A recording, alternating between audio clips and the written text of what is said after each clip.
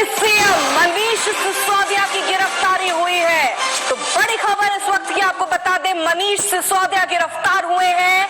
शराब नीति में जिस तरीके के आरोप उन पर लग रहे थे, सबूतों को छुपाने के, सबूतों को नष्ट करने के, ये सारे आरोप भी उन पर थे, जिसके बाद आज उन्हें सुबह पूछताछ के लिए बुलाया गया था। करीब 8 घंटे की पूछताछ हुई और उसके बाद अब मनीष सिसोदिया की गिरफ्तारी हो चुकी है। हालांकि आम आदमी पार्टी की तरफ से पहले ये कहा जा रहा था कि देखिए आज गिरफ्तारी होगी। जाने से पहले मनीष सिसोदिया ने कहा कि मेरे परिवार वालों का ख्याल रखिएगा, जिस पर अरविंद केजरीवाल एक ट्वीट करते और ये लिखते हैं कि हाँ हम ख्याल रखेंगे, डोंट वरी। तो यानी मनीष सिसोदिया को जैसा डर लग रहा था वो हुआ। फिलहाल उनकी गिरफ्तारी हुई है। दिल्ली के डिप्टी सीएम मनीष सिसोदिया शराब नीति के मामले में गिरफ्तार हुए हैं। उनसे सवाल जवाब 8 घंटे का सिलसिला चला, लेकिन उसके बाद गिरफ्तारी अब उनकी हुई है। ये उस वक्त की तस्वीर हम आपको दिखा रहे हैं जब वो पूछताछ के लिए जा रहे थे। सुबह रोड शो करते हुए उन्होंने कई बातें निशाना सरकार पर साधा। ये कहा कि सरकार आम आदमी पार्टी से डरती है और इसीलिए हमें परेशान करने के लिए ईडी और सीबीआई हमारे पीछे लगाया है। ये आरोप आम आदमी पार्टी लगातार लगाती रही। इन आरोपों के बाद ये भी कहा कि आज गिरफ्तारी हम मेरी हो सकती है, 7 से 8 महीने मुझे हो सकता है जेल में रखें, उसके बाद मुझे छोड़ दे।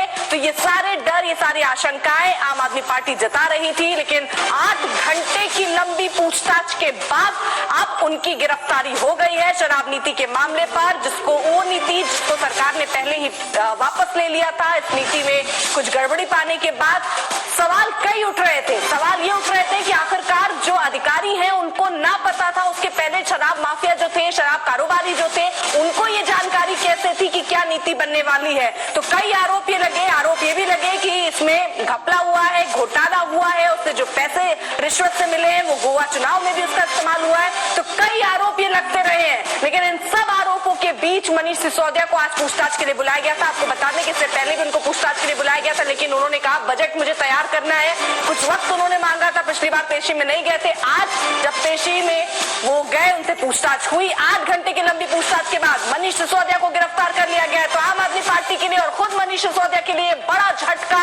मनीष सिसोदिया गिरफ्तार हुए हैं। इससे पहले बहुत ही भावात्मक तौर पर उन्होंने अपने बयान को भी दिया। बाकायदा एक रोड शो करते हुए सीबीआई दफ्तर तक वो पहुंचे थे और वहां पर उन्होंने कहा था कि देखिए हमें हराने और हमें परास्त करने की कोशिश सरकार की तरफ से है, लेकिन हम झुकने वाले नहीं हैं। हम बड़ी शिद्दत से शिक्षा को हमने आगे बढ़ाया। हमारे वो लोग जो हमसे जुड़े हैं, वो समर्थक जो हमसे जुड़े हैं, वो भारी तादाद में देखिए यहाँ पर पहुंच रहे हैं। इनका समर्थन, इनका साथ हमारे साथ है। हम डरने वालों में से नहीं है। लेकिन उन डर को अगर एक तरफ रखिए, 8 घंटे की लंबी पूछताछ के बाद मनीष सिसोदिया की गिरफ्तारी हुई है। जो सुबह से खबरें चल रही थी कि क्या आज मनीष सिसोदिया गिरफ्तार होंगे, अब ये खबर पुख्ता हो गई है।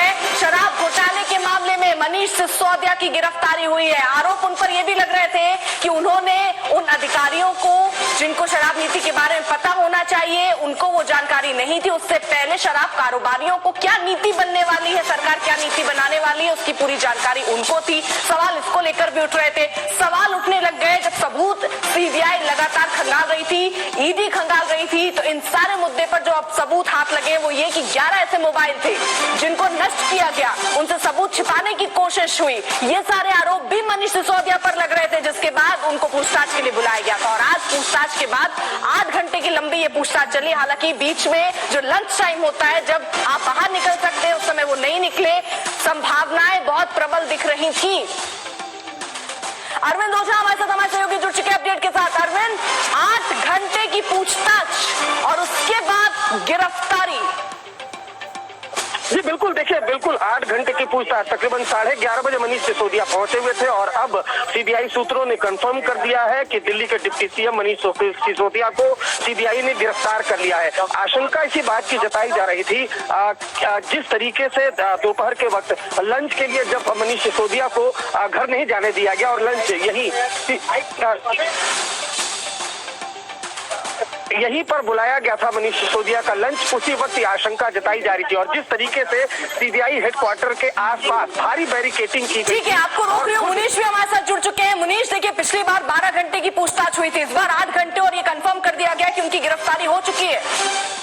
एक बड़ा झटका आम आदमी पार्टी के लिए। जी बिल्कुल,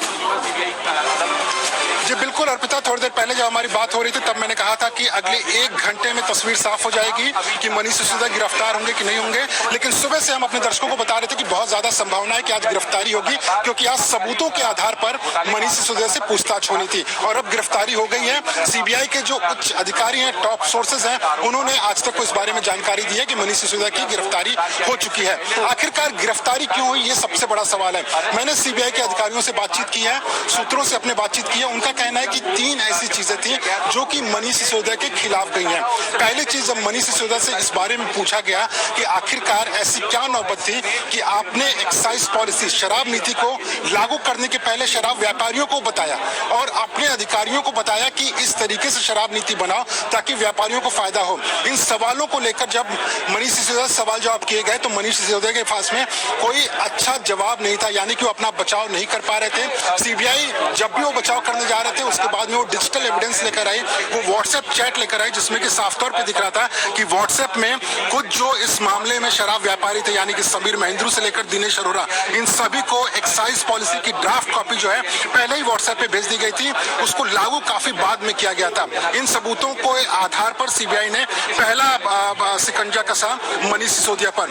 दूसरा, उस अधिकारी का बयान जो कि खुद एक्साइज डिपार्टमेंट में एक ब्यूरोक्रेट है, यानी कि आईएएस अधिकारी है।